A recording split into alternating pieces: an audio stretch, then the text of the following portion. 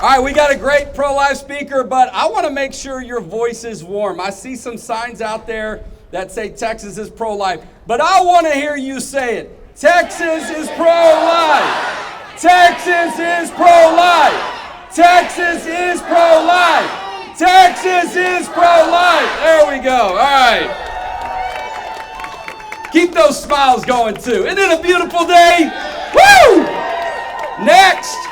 Someone who is without question leading the pro-life efforts and leading the pro-life witness and voice is none other than a Texan herself. Welcome, Abby Johnson.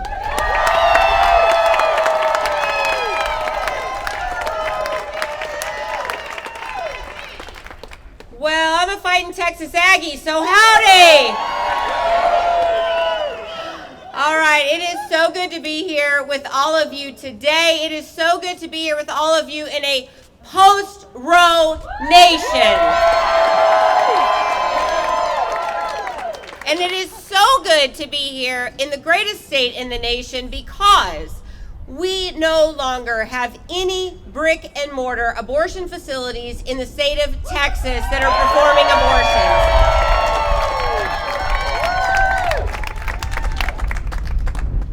And I have to say, I love that there's a few pro-abortion people here that are screaming. It's like the demons are coming out of them. I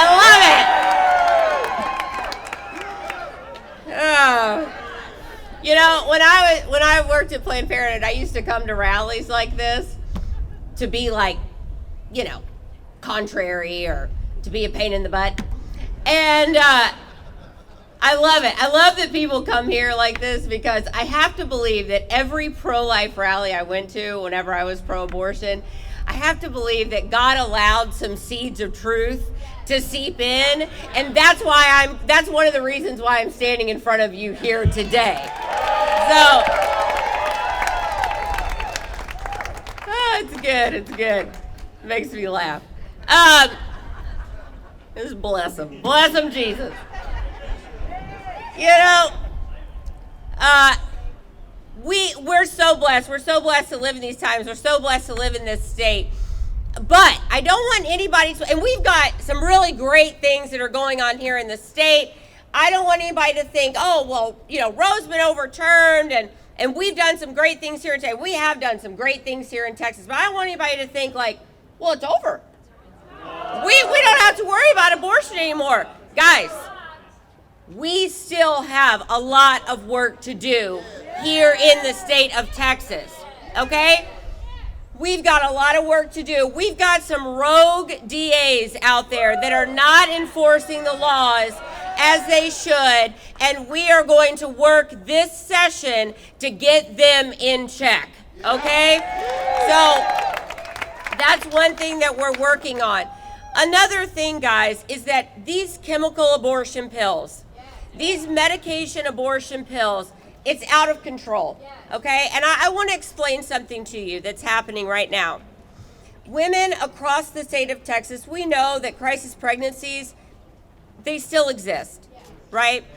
And women are still looking to the abortion industry to fix their problem. And, you know, California, they say, hey, come on over here. We'll pay you to get an abortion, right? We'll take care of all your problems. Come over here to California. We know that there are over 70 websites right now that women could go to, and they could pay $100, and they could get a chemical abortion pill. And these pills, they get shipped to their home, guys, and I want to explain to you what happens. These women take these pills. They don't even know what's about to happen to them. I have an email in my inbox right now from NARAL. The subject's on, you know what it says? Safer than Tylenol. That's how they're selling these medication abortion pills.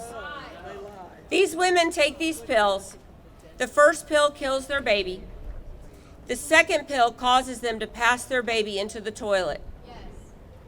These women look into the toilet and they see their fully formed human baby in the toilet. And they are in shock. They don't know what to do. What do? Do they scoop their baby up out of the toilet? Do they bury it? Or do they flush their tiny, fully formed human being down the toilet?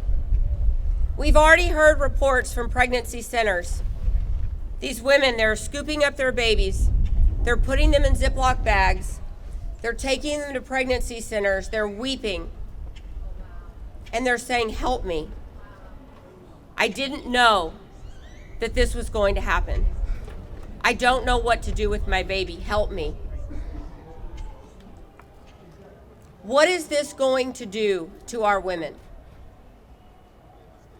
Joe Biden, the FDA, our corrupt administration, our corrupt FDA, they have essentially turned every woman's bathroom into an abortion facility. What is this going to do to these women going back to their bathrooms, back to the scene of their trauma, over and over and over again? This is why we must work to do everything we can to stop chemical abortions.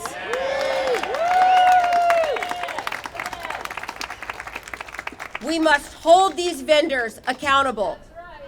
We must hold these people accountable that are selling these dangerous drugs. They will be held accountable. They will be liable. They will be prosecuted. What's happening to these babies, it is wrong. It is criminal.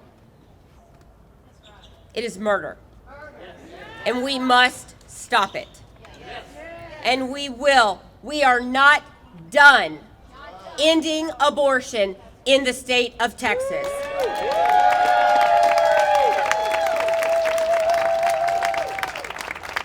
You know, about 20 people, I want to wrap this up by sort of bringing something together for people.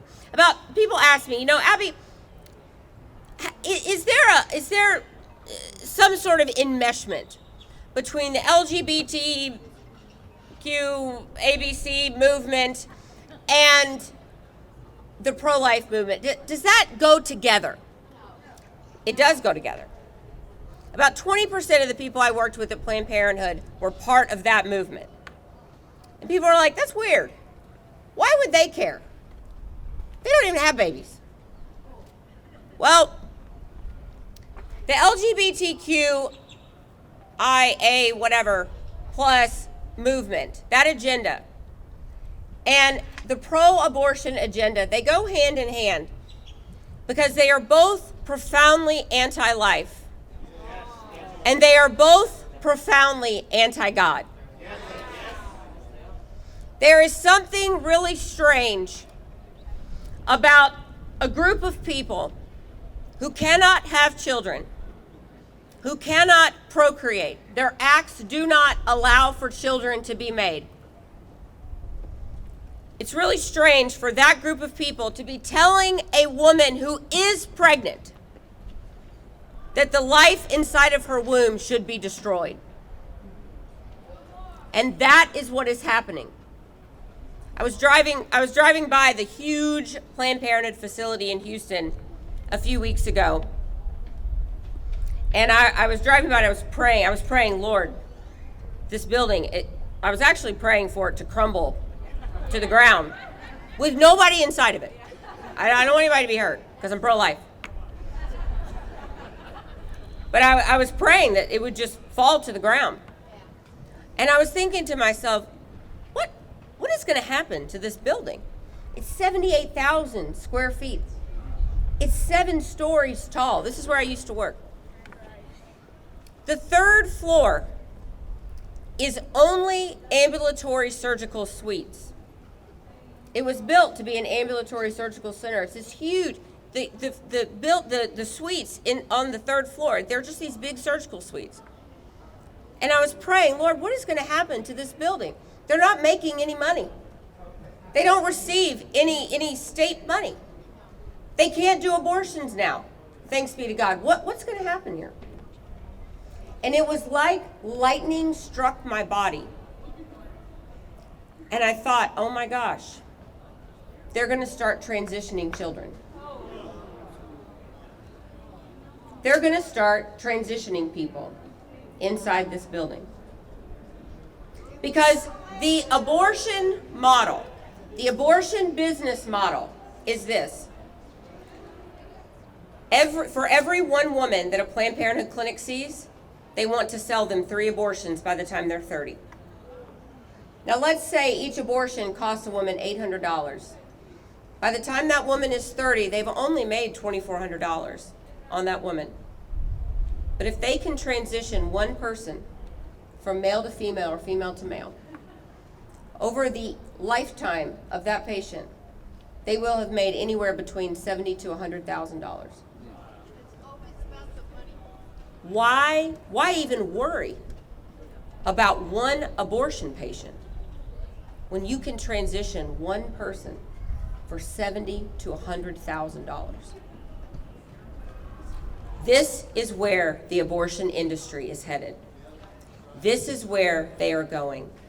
That is why what we are doing in the state legislature this session is so incredibly important. And that is why the pro-life movement and the LGBT movement, that's why stopping what they're doing does fit into what we are doing in the pro-life movement, because protecting our kids in the womb and protecting them outside of the womb fits hand in hand.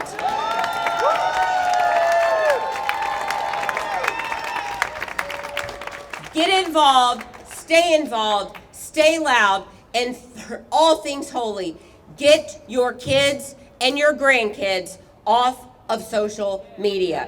Thank you all, and God bless you.